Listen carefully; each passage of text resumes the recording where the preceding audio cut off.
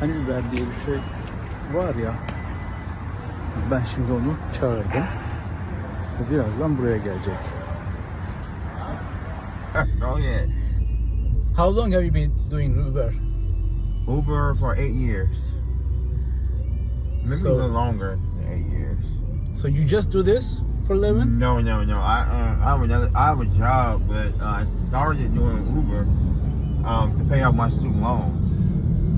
And when I doing Uber, allowed me to pay my student loans off.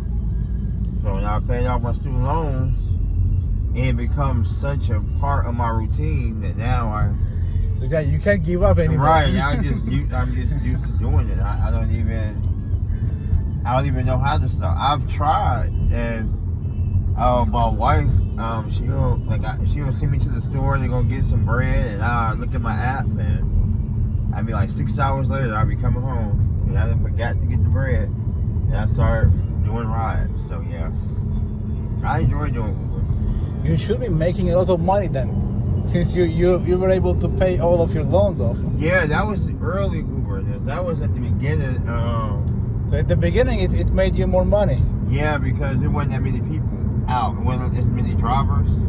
And I was in Chicago, so I'm from Chicago. So I was in Chicago, and Chicago is a much bigger city, so it's way more people. And I was making way more money doing it then. And the way that Uber's pay system was then was way better, because there wasn't as many drivers. Now there are a lot more drivers out. So the cake is now divided into many pieces. So everybody's getting a piece of it. Basically, but I mean, you can still, like now, like I'll do it on a Sunday because I know it's going to be busy at the airport. But I may not do it again until Sunday, or like I kind of like do it randomly throughout the week. I used to do it like daily to pay my student loans off. But once I got done paying them daily, started doing it daily, I just started doing it, randomly. But I usually do it on Sundays because Sundays at the airport are always busy. Yeah, always busy at the airport Sundays. Is this your car? Yes. It's a nice car. Thank you. I usually drive this car because it's I get 530 miles in a gallon. I mean, in the in the tank. A full tank is 530 miles. It got a bit expensive recently, right? To buy gas. It has been, but sometimes I have a Tesla. So if it gets really bad, I'll just drive my Tesla. And you have a Tesla also. Yeah. So what do you do for a living, other than doing Uber? I'm an engineer, What kind of engineer? software engineer. Oh, really? Yeah, I work for American Express. You work for American Express and you still do this Yeah, yeah. for fun? Yeah, I like it. It's a lot of, I mean, you'll be shocked. There are people who, like, I have buddies of mine who are do Uber. They work, like, they're attorneys and all type of things. Actors, actresses, but usually, like, attorneys, teachers, principals.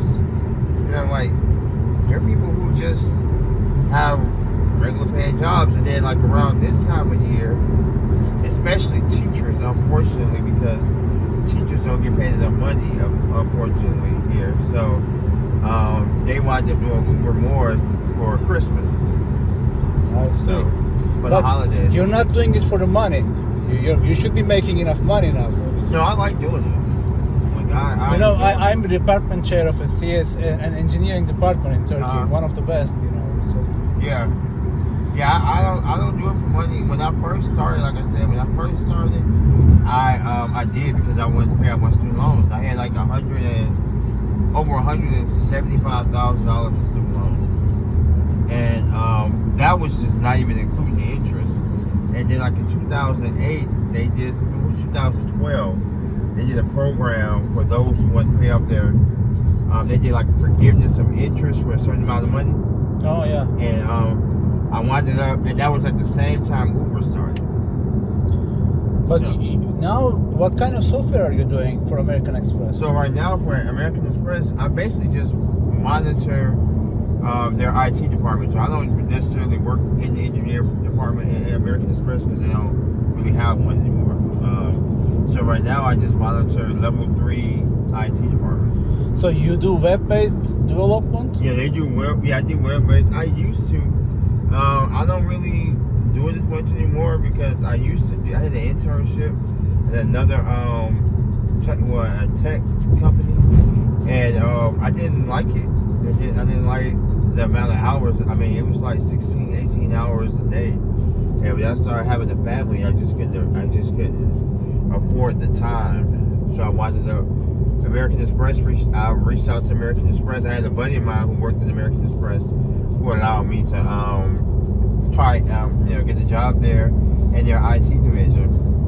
And I basically just monitor the IT department and make sure that their databases and everything are set up. And there's different local channels and things like that for their software. But I don't necessarily work as an engineer anymore because I just So you don't do software development, but you do maintenance basically on IT systems. I don't really do it as much because now, in the position I'm in now, I don't have to. I have people who do it. So now I just kind of just monitor it. But to build and things like that, like I could, but I don't do. I don't.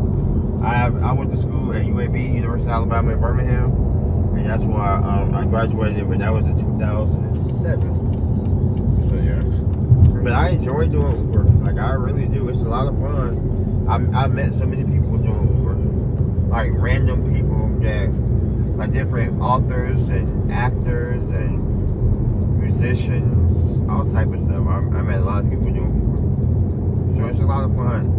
I've just been here about 2 years, but when I was in Chicago, I met a lot more people in Chicago. So where did you graduate? Where did you get your undergrad degree? University of Alabama in Birmingham, UAB. From Alabama, you went to Chicago. But I was from Chicago. You were from Chicago, Uh-huh. and then you went to Alabama to get your undergrad. Yeah. But there are some good schools in Chicago as But well. they're expensive. I couldn't afford.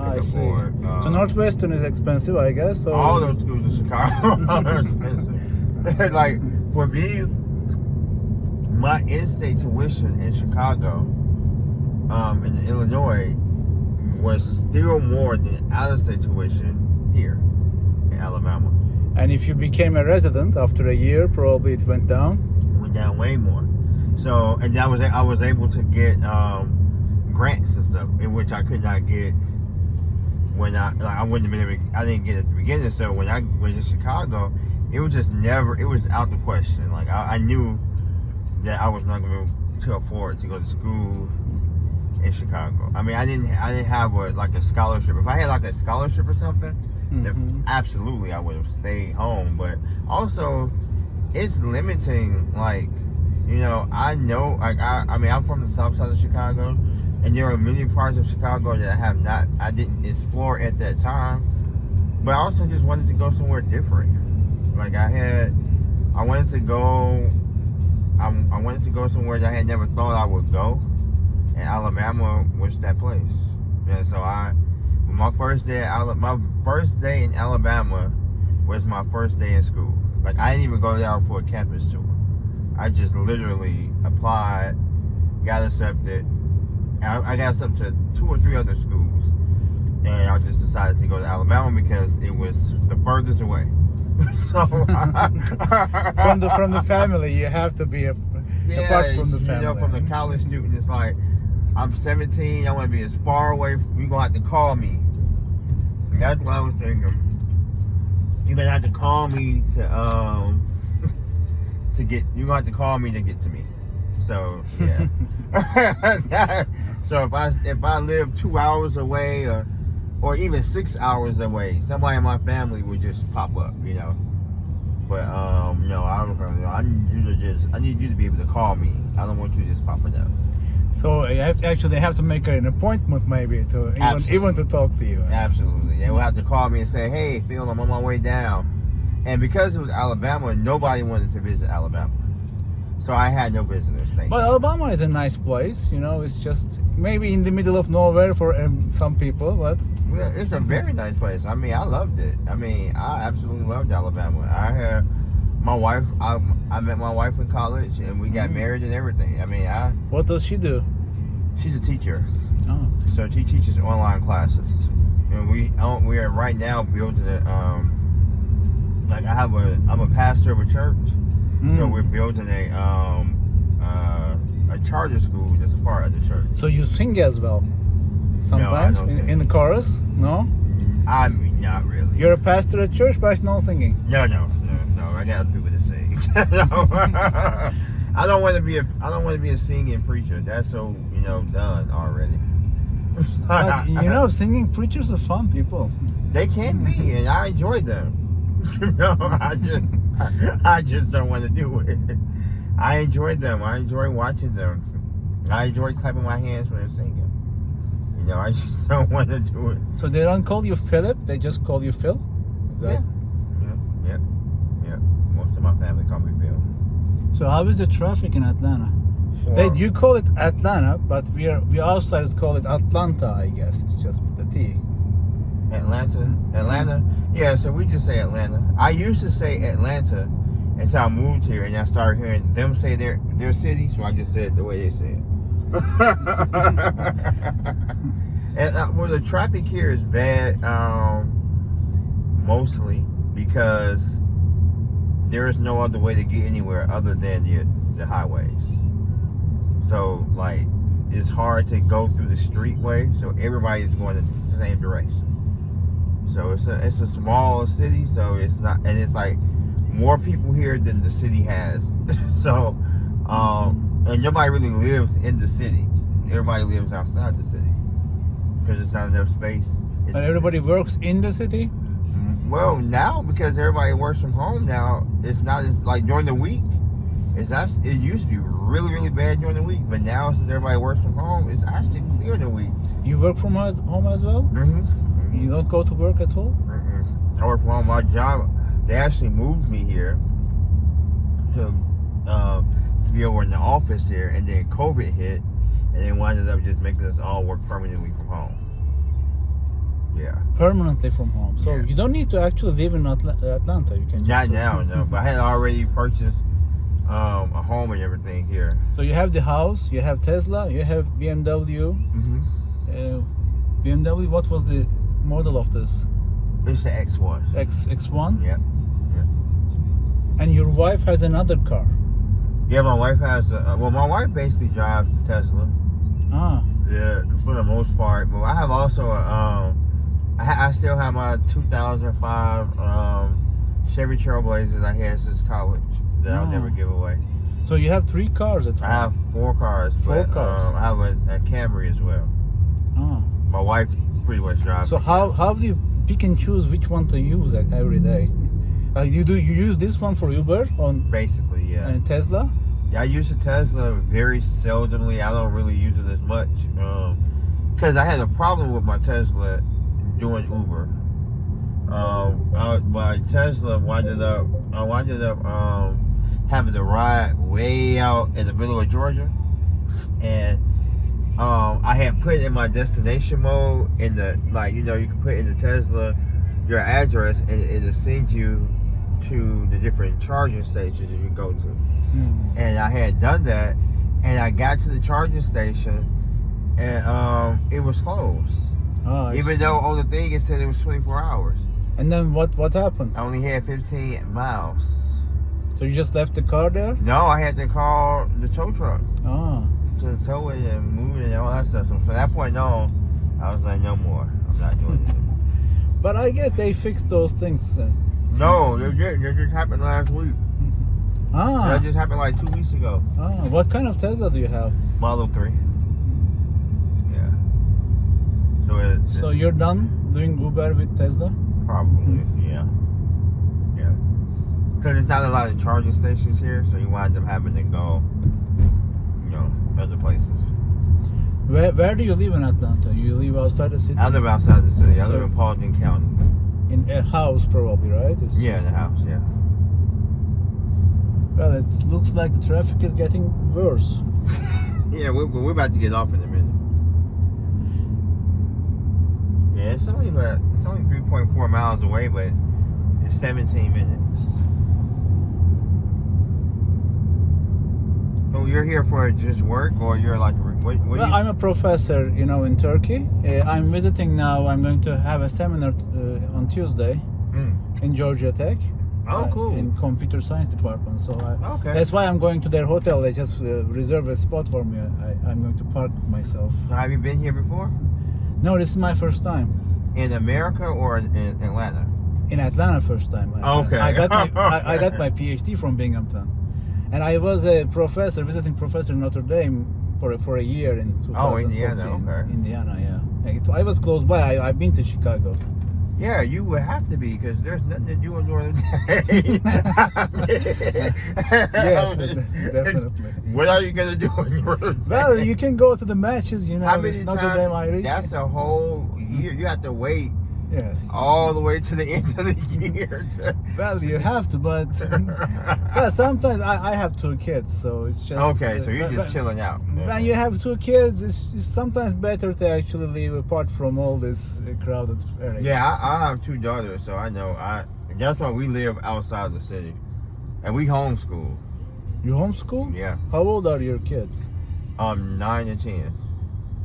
Oh, so you homeschool yourself, and but your wife is a teacher anyway. My wife is a teacher. She homeschools. So why We do you both homeschool?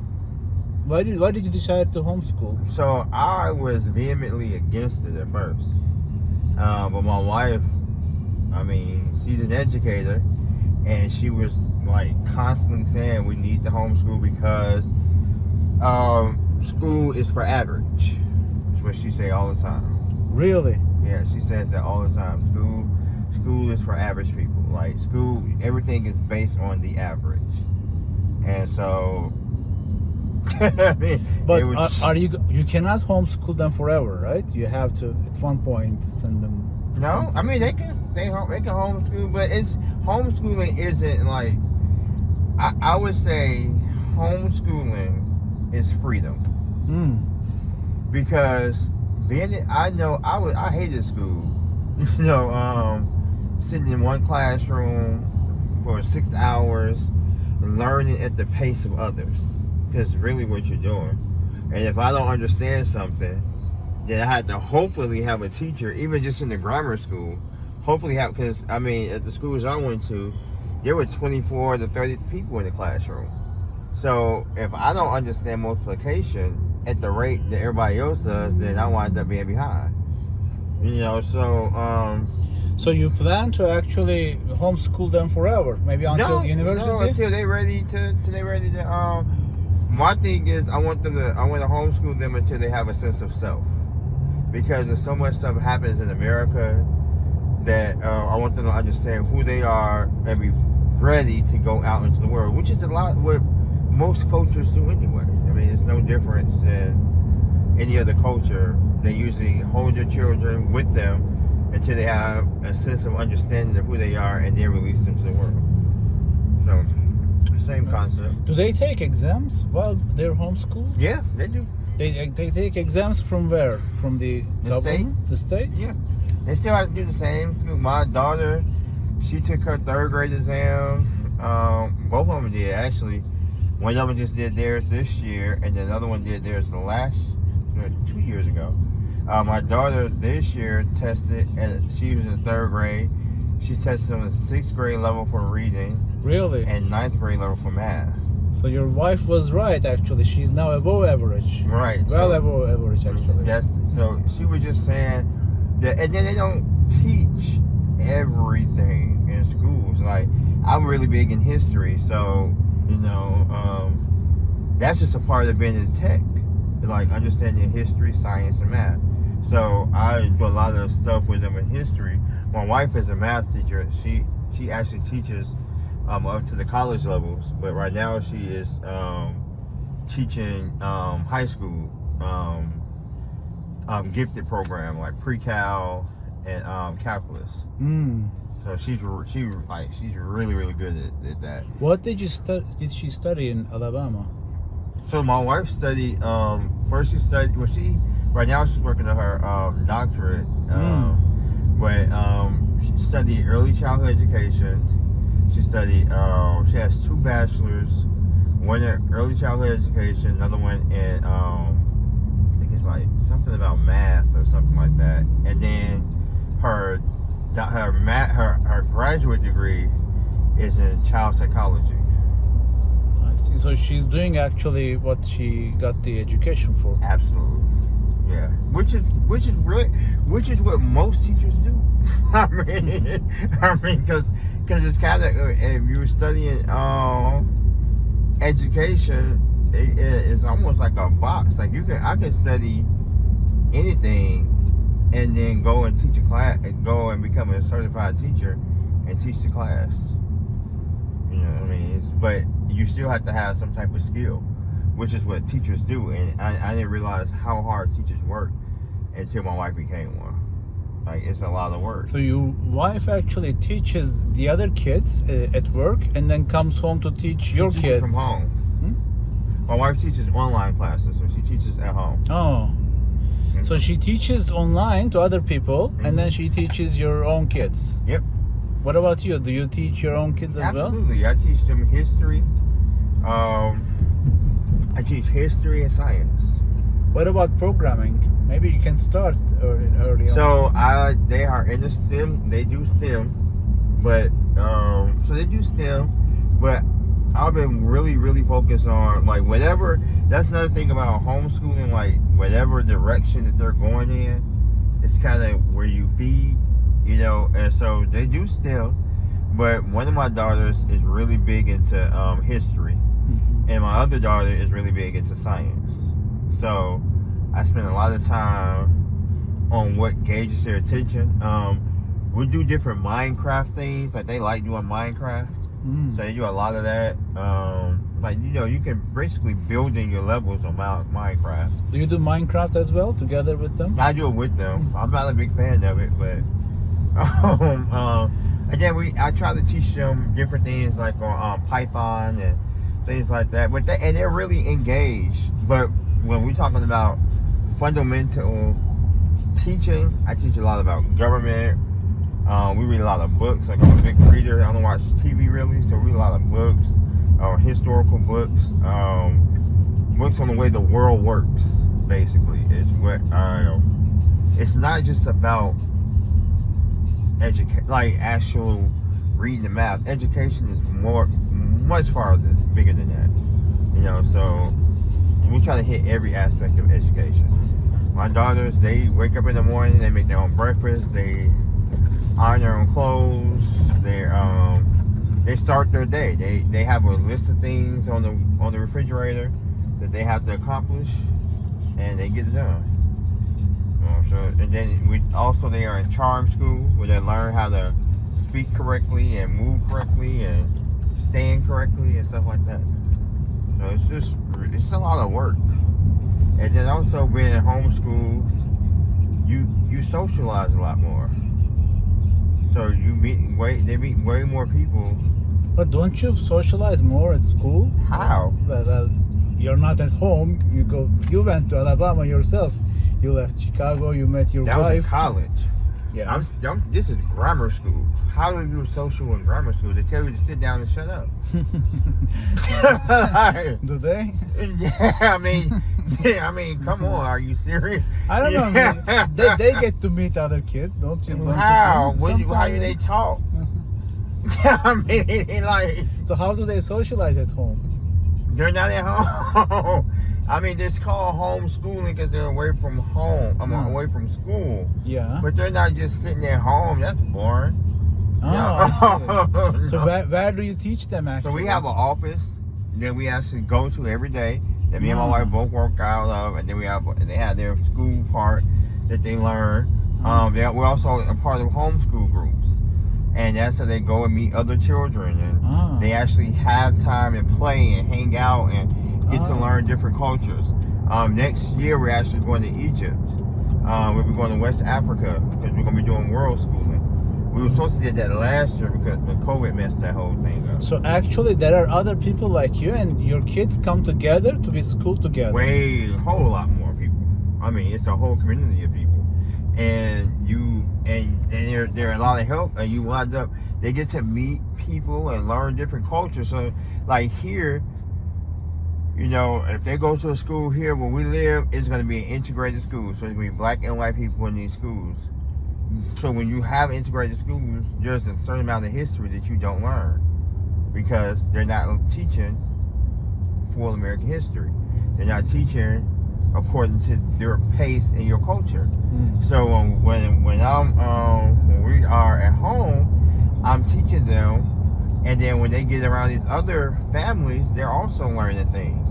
And so they come to me like, Dad, did you know this or did you know that? And I'm able to explain it to them. You know, so this is actually not homeschooling. This is crowd schooling, kind of. You are actually teaching all together. Yeah, it's a community-based school. You're just away from home. You're just away from the school. But you're fundamental. So you're actually not homeschooling. It's not away from state schooling. It's not a state school, but it's your own school. Right. You build your own school. Like we have our own school at home, and they learn their fundamentals and everything from home, and then they have a variety of other groups that they go to, and they go like on Thursdays they go to a church where they have like a co-op, homeschool co-op, where you learn other like STEM or like they take a STEM class and they take an economics class, so they take like different classes that are available. They take those classes, so they learn at home, but then they have other extracurricular activities that allow them to do more stuff. So it's not just like being at home, because nobody wants to do that. That's kind of creepy.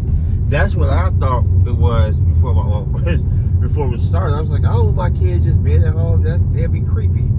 Like I don't want them to be like a Unabomber or something. And she was like, no, there's a way to do it. So so we do a lot more. So like I said, they socialize more. My daughters can talk to you about anything that's going on because they're taught everything.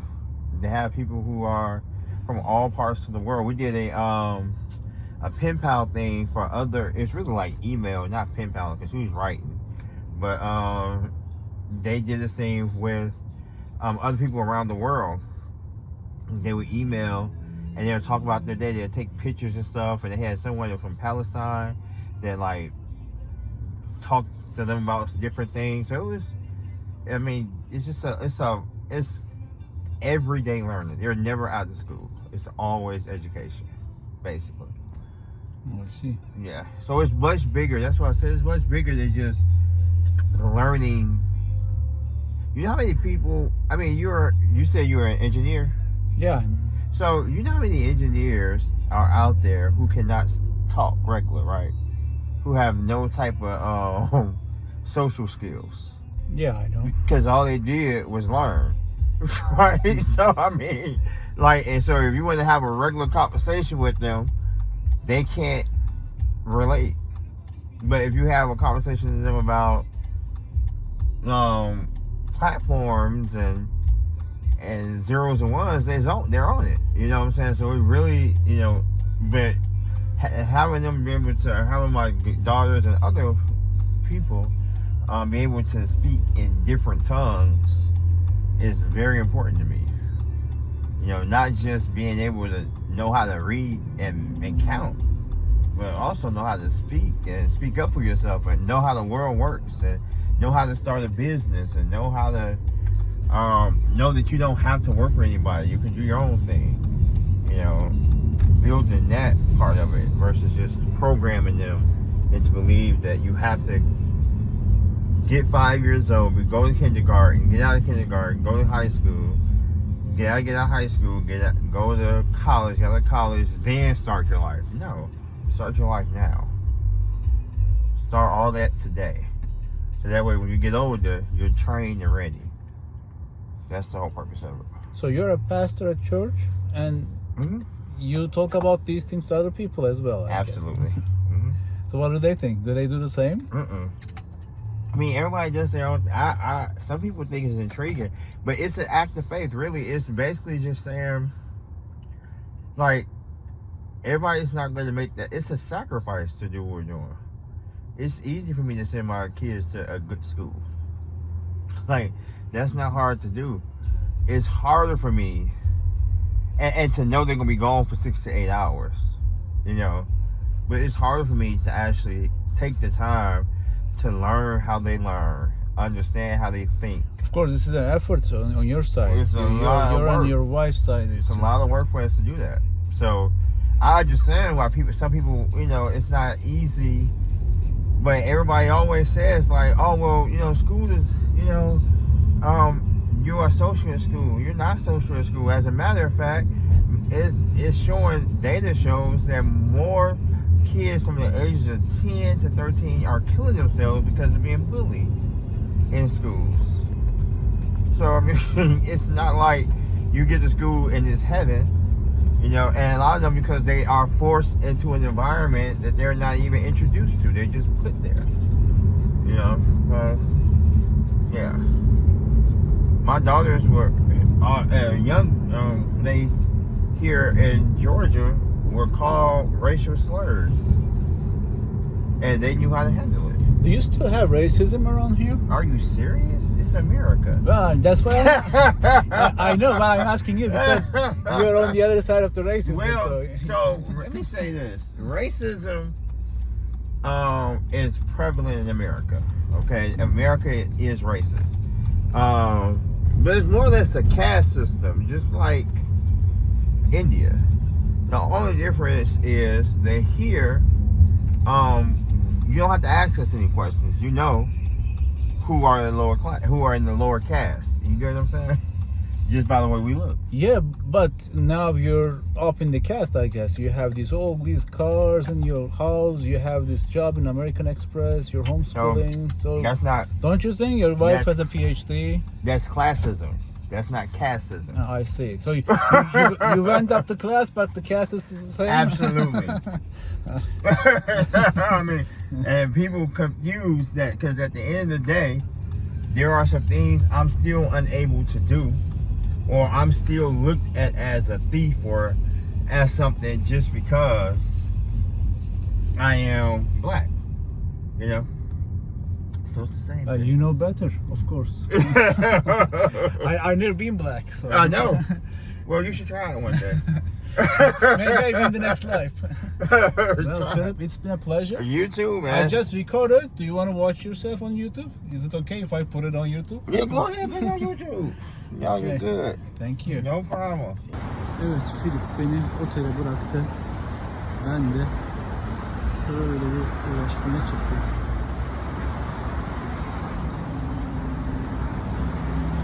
Georgia Tech'in kendi oteli. Georgia Tech Hotel Conference Center.